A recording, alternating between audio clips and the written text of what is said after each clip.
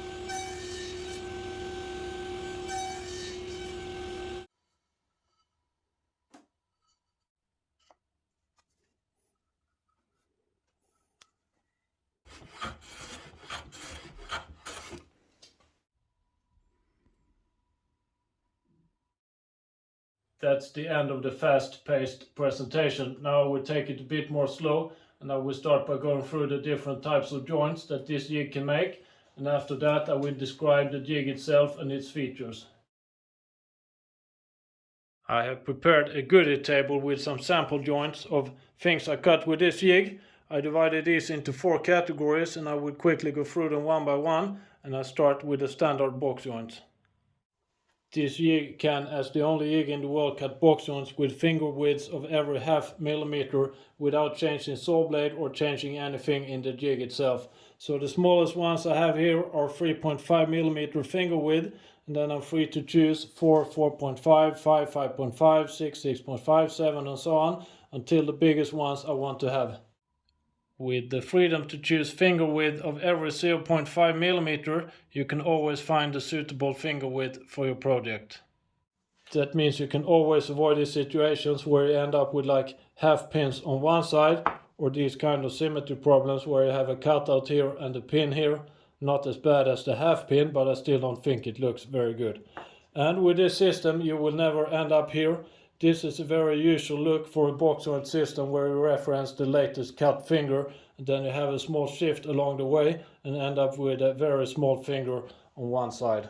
Switching focus from the basic box joints to the more exotic ones, here I have samples of a few different patterns.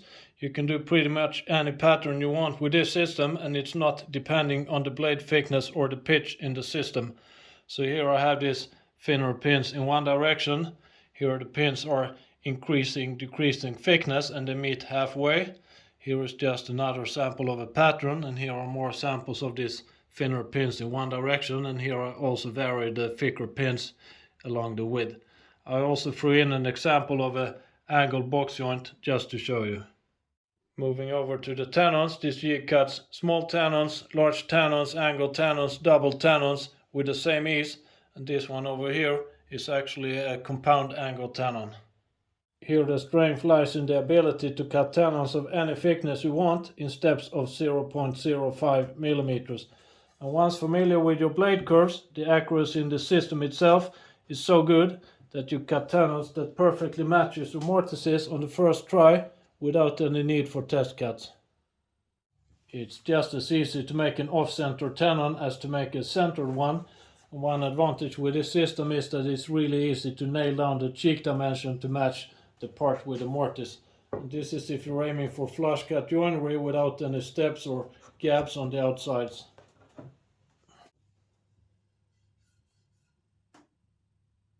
If we head over to the final corner of the goodie table, we have the bridle joints. So down here a 5-finger and a 3-finger version, and on this side here we have it jointed directly to a bigger piece of wood, and this could illustrate, for instance, a table leg directly jointed to a tabletop. And on this side here we have an angled bridle joint, and that could be really useful if you want to make splayed table legs, for instance. For bridle joints or box joints with maximum 7 fingers, you are free to choose any finger dimension that you want. So in this case here I just took the total width of this piece and divided it into 5 and ended up with 11.8 millimeter finger thickness, and that is no problem for this jig to handle. And just as for the box joint, this gives me the strength to always have symmetric looking joints. In the normal case for the bridle joint like this, you maybe would have made the fingers 12 millimeter and then left the outer one at 11 and get a look like this that is unsymmetric. But with this jig system you can always get a symmetric look. To start with the very basics, this jig uses a single blade to make this kind of cutouts, and I always make more than one pass to reach my desired cut dimensions. The only exemption from that is if I'm making tenons, then I only make these cuts on this jig, and then I clean up the shoulders on my crosscut sled. This jig uses the metric system for the joinery, and you must make your joint in metric, otherwise you won't take full advantage of this jig. But the blade could be of any thickness, metric or imperial, it really doesn't matter, but preferably it should be a rip blade of some kind. For all bridle joints and box joints I'm using a blade with flat tops, and that is to get these really crisp and sharp baselines in my cutouts. For the tenon cuts where I clean the shoulders on the crosscut sled afterwards, it doesn't matter if I have flat baselines or not, and here I sometimes use a standard rip blade with alternating teeth. Using a thicker blade will save you some time, especially if cutting box joints, but with a thick blade you will miss out on these narrow pin variants. You can use a dado blade with this jig, but you should make more than one pass for each cutout to take full advantage of the trimming options in the jig. A basic overview of the jig and its functions. It travels in one of the miter slots on the saw, and it has a stop here in the front to prevent it from traveling too far. When traveling forward, the saw blade goes into this tunnel here. That's the dust tunnel going all the way to the back side of the jig where the vacuum hose is attached. The maximum cutting height is around 60 millimeters. This part here on the front I refer to as the carriage, and that travels perpendicular to the saw blade using this hand wheel here on my left hand side. The carriage has two available surfaces for clamping my workpieces. I have both the base and the flange. The base and the flange are at the right angle to each other, and in the zero position of the jig they also have a right angle towards the base of the jig. Both these surfaces of the carriage has 3 routed in tracks for clamps. When cutting wider panels I can slide in a pair of clamps the opposite way, so then I have 2 clamps here on the inside and 2 clamps on the outside. The base surface is used when cutting box joints and some bridle joints depending on the dimensions. The maximum clamping capacity is 240 millimeters, and that's also the max capacity of this jig.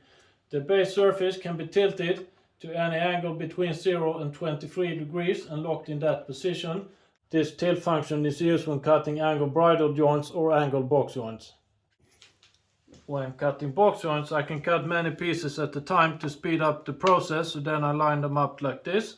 And then I clamp them both towards the base and the flange, and this makes sure that the box joints will be aligned in all my parts. The flange is used as the reference and clamping surfaces when cutting tenons for instance, and the maximum width of a tenon is around 130 millimeters. And just as like the base had this integrated tilt function, the same goes for the flange. So it can be tilted like this and locked in any position.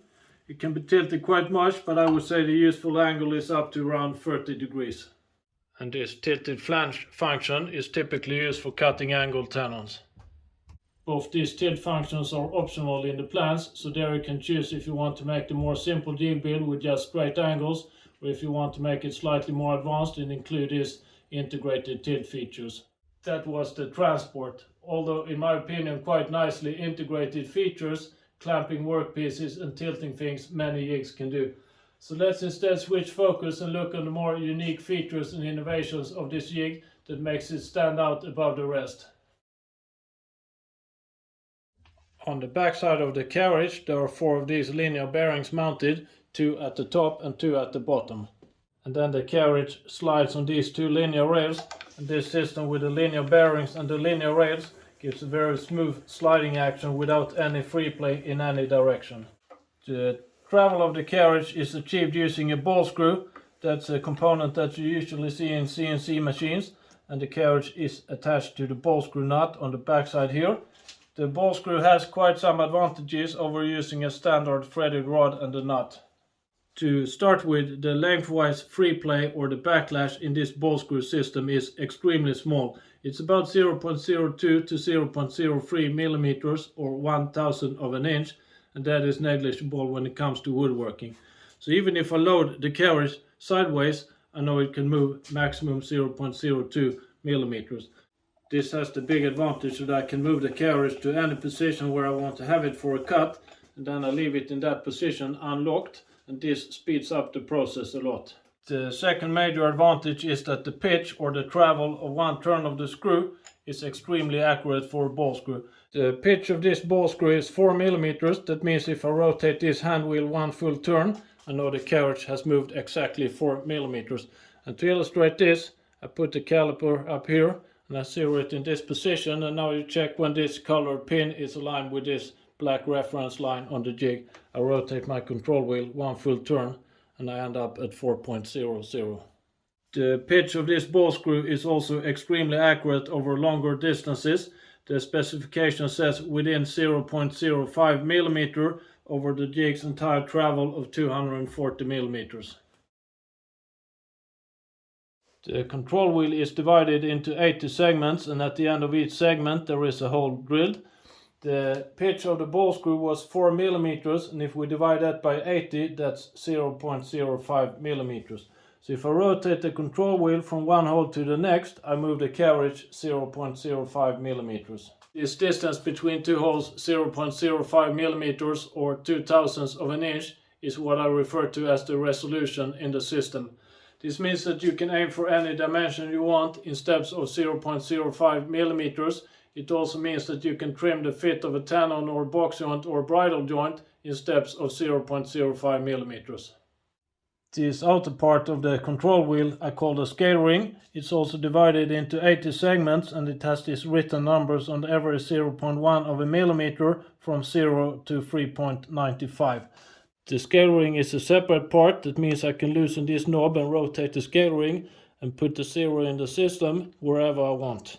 To control the movement of the carriage in a very accurate and predictable way, I use these colored pins that are mounted through the holes in the control wheel, and I use the numbers on the scale ring to set my pin positions.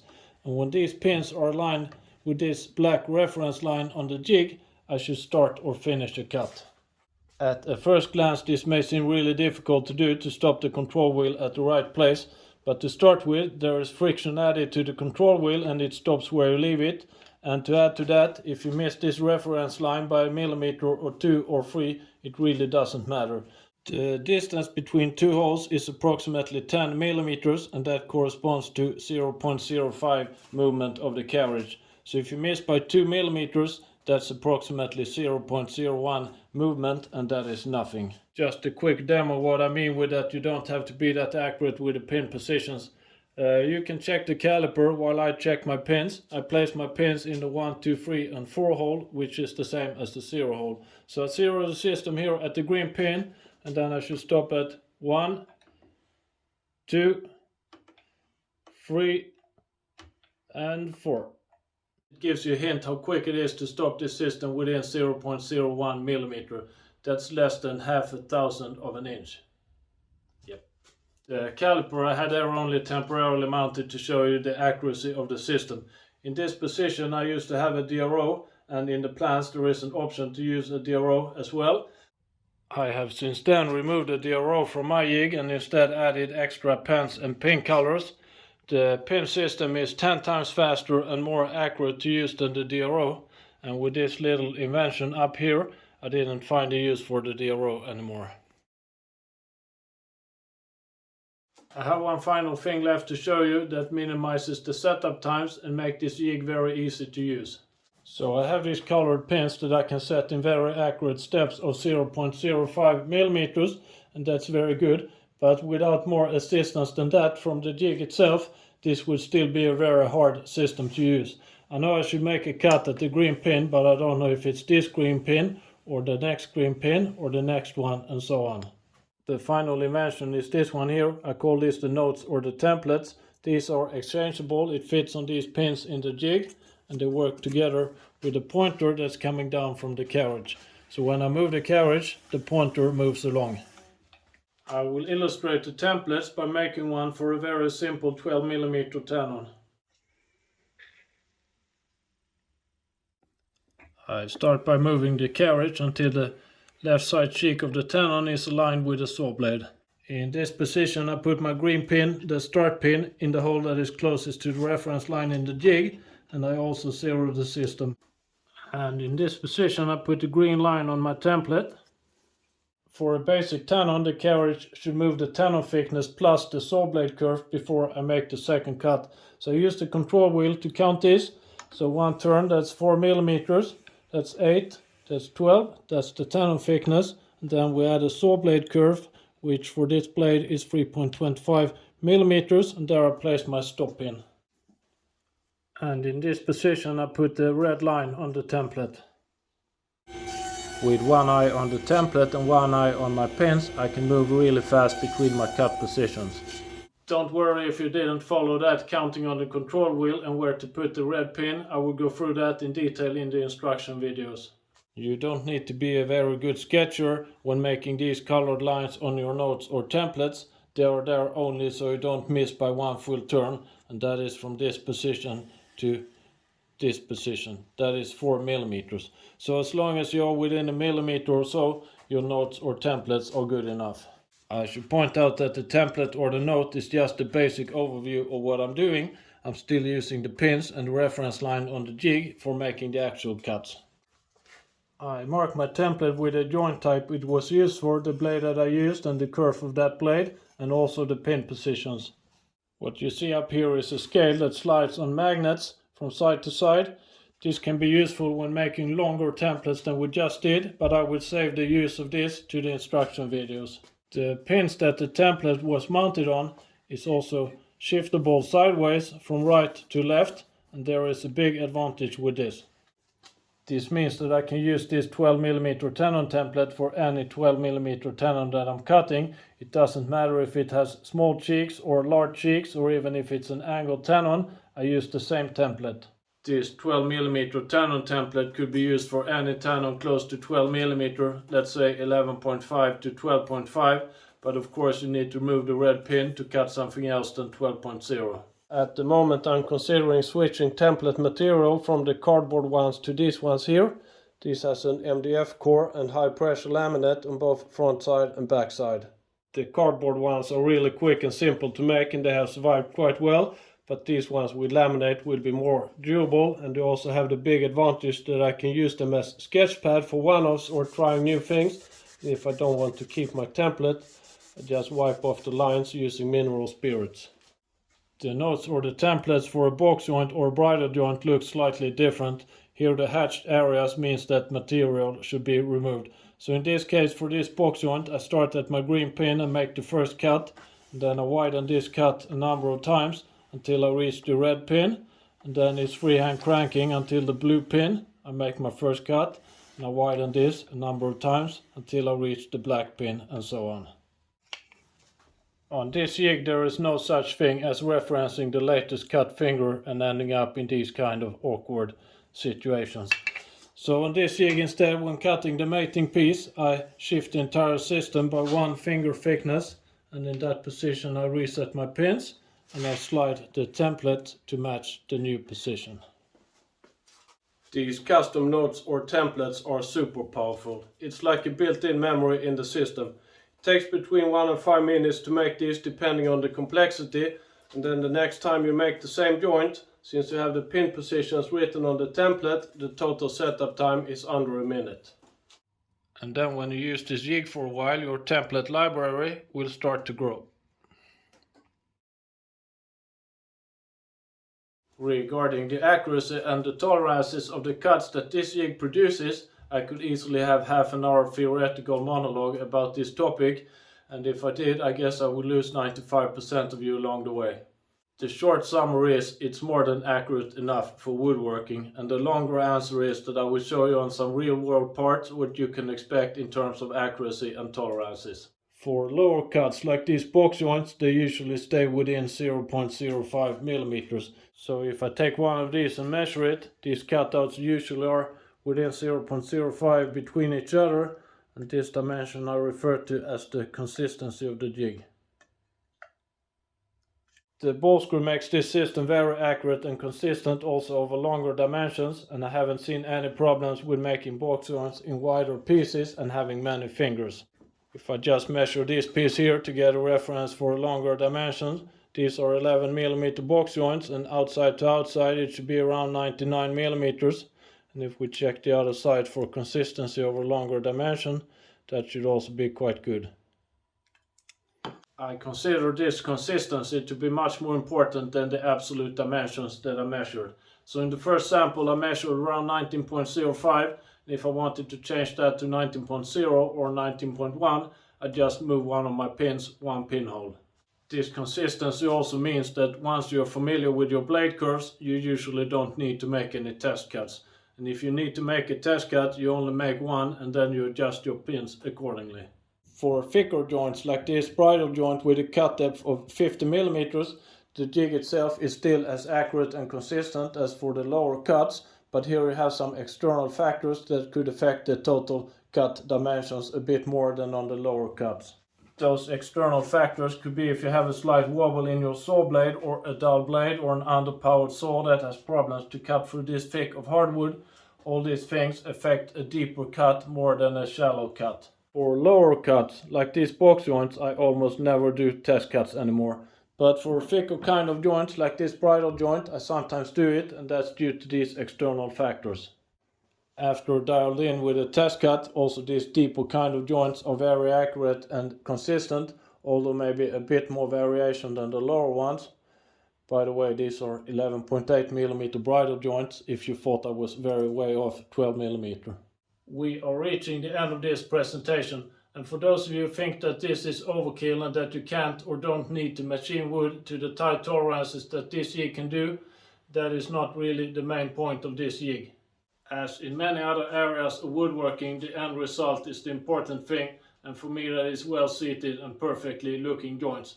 And the tight tolerances together with the trimming options and the template system gives me that result faster and with less effort and less test cuts than any other system does.